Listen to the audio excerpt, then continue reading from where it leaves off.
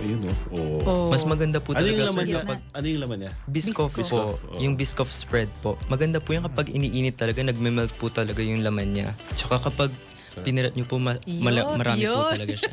Nagpa-demure ako ng konti doon, pero masarap. Akala mo hindi ka makukunan. Alam ko namang inaabangan ni Clyde. Kaya Inaabangan namin lagi yan. Segment na yan dito. Nagpa-demure ako ng konti, Oo. pero masarap siya. At hindi siya ganun katamis, partner. Kaya, Try nyo naman, sir, yung cheesy milk tea. Masarap Alin po yung cheesy talaga. dito? Asin Ayan, ano? sir, yan. Yan, Ito, nasa ito. gitna Yung po. gitna. Yes. So, hahatiin din natin. Okay. Opo. Oh, hindi nyo ito pwedeng hawakan kasi hinawakan ko na, guys. So, Siya lang pwedeng ako na umubos pwedeng kumain niyan. to. Yung ano, daming cheese, partner. Wow! At dahil mahilig Yan. tayo sa cheese, Oh, yan. susubo ko Aba. ito ng buo, hawakan. Sige. Sige, gusto namin. Oo, di ba? Pero, so nagme-melt yung cheese sa loob. Kung sakaling iinit po, ngayon po kasi hindi po namin nainit, sir. Mm. Harap. Sarap. Mahilig ako sa cheese. Enjoy ka?